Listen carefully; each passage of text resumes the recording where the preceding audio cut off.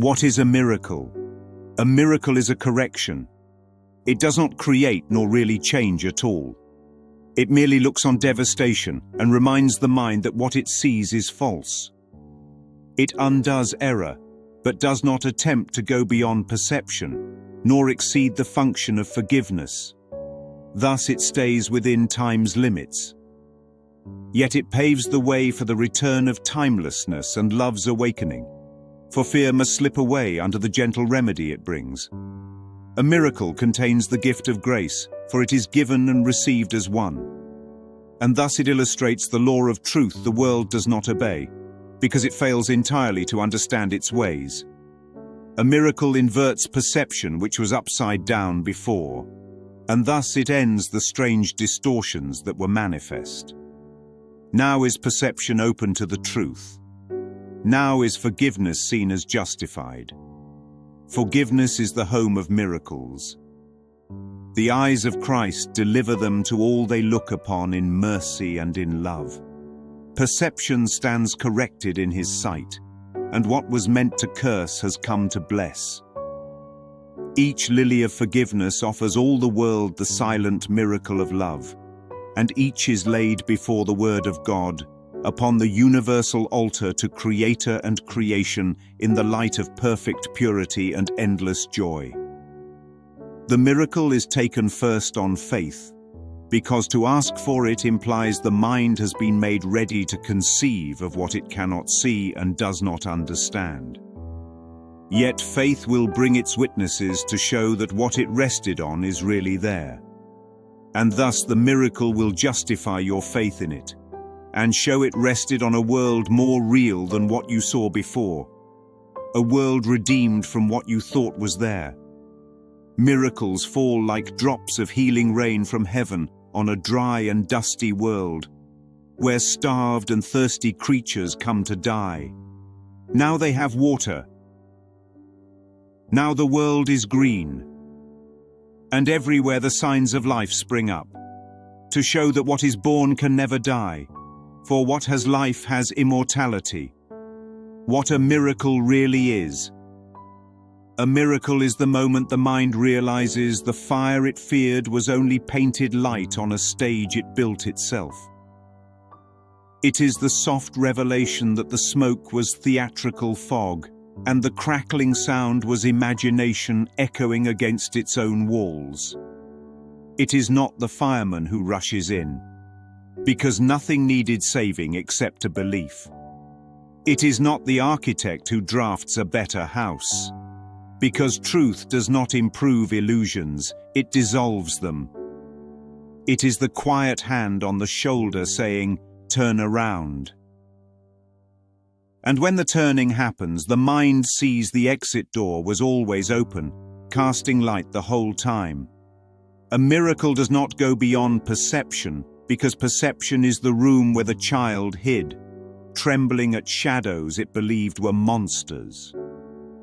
To go beyond perception would be to leave the frightened child behind in the dark, unheard and unseen.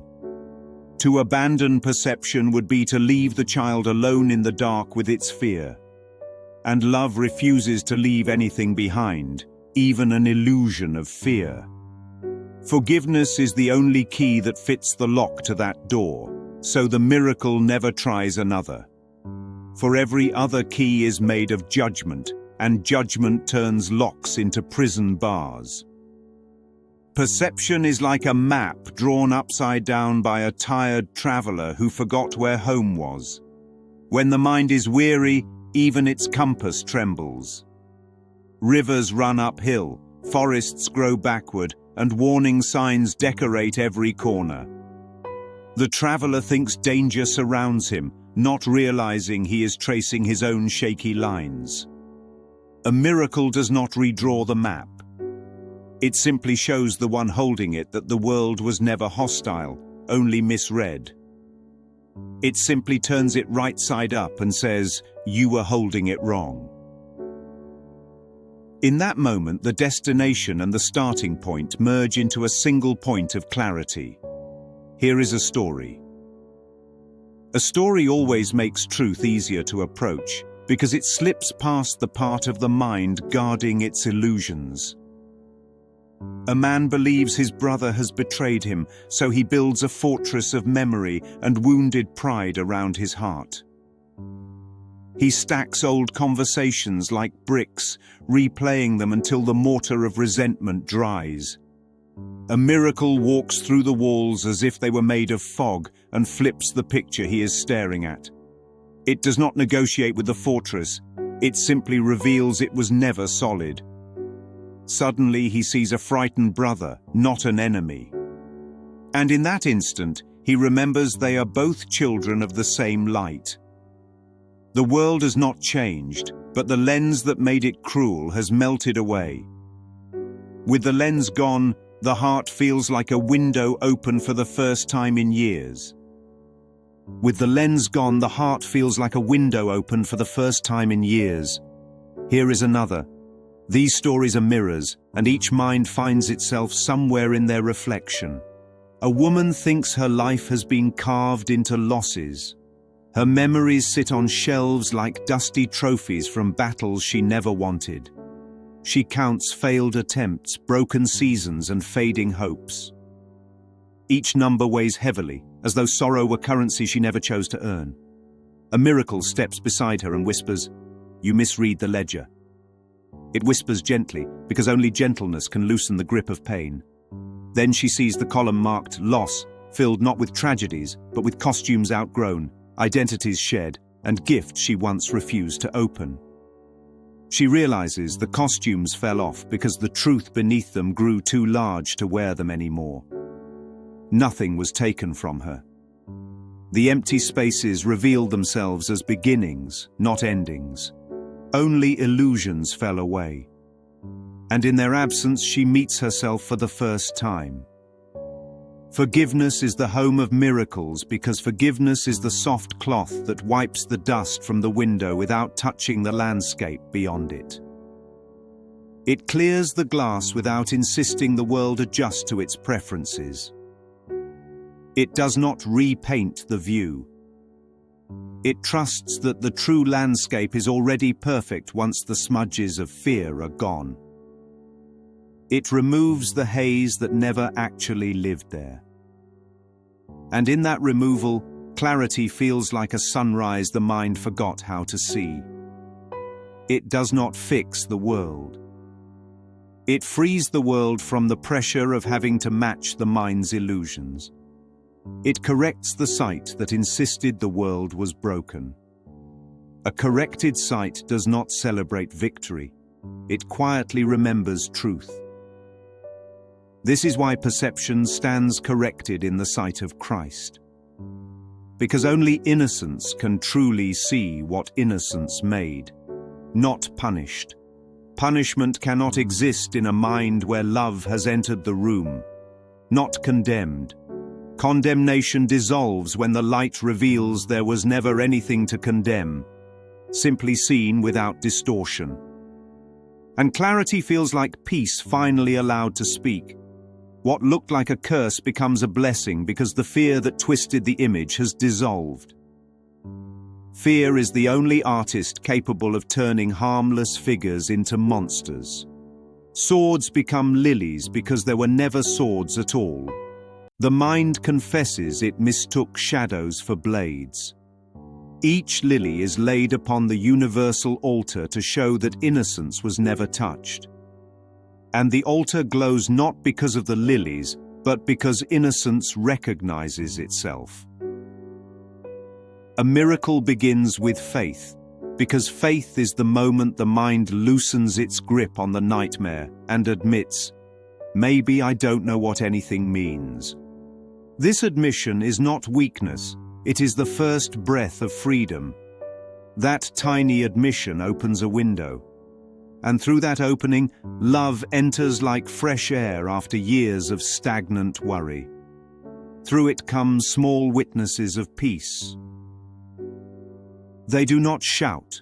They arrive like dawnlight sliding across a quiet floor. A softened thought. A single thought, tender enough to change the temperature of an entire life. a breath that doesn't hurt, a breath that feels borrowed from eternity, a burden slipping off the shoulders without a sound. The mind notices it only when it wonders how long it has been walking lighter. Faith brings its own proof because truth is eager to reveal itself once it is no longer denied entry. Truth waits patiently, like sunlight touching a closed door. The miracle shows the scaffolding of fear was holding up nothing. Fear collapses not with violence, but with irrelevance. When fear collapses, only open sky remains. And the sky has always been there, waiting to be remembered. And so they fall, these miracles, like healing rain on a desert that forgot it was once a garden. The miracle is not the rain, it is the memory awakened by the water. Creatures who came to die discover water touching their lips, and the taste reminds them of a life they thought they lost. Dry earth remembers how to bloom. Roots reanimate themselves, recognizing the call of nourishment. Green rises everywhere, whispering the one fact the ego could never bear to hear: what is born of God cannot die. Because what is eternal remains eternal, no matter how deeply the dream buries it. This is the story, and every mind in the world is telling it in its own quiet way, not of magic. Magic attempts to bend illusions, miracles reveal illusions were unnecessary, not of intervention, for nothing outside needs to enter a mind already filled with everything real, but of remembrance. Remembrance is the return without traveling. A miracle is the instant the dream stops frightening the dreamer, because the dreamer remembers it wrote the script. It is the gentle undoing of every error the mind believed it saw. The undoing is so soft, nothing resists it. It is the return to what was always true. And truth greets the returning mind like a home that never locked its door. And it was waiting in the very place where fear once stood. Because fear was only a placeholder for love unrecognized.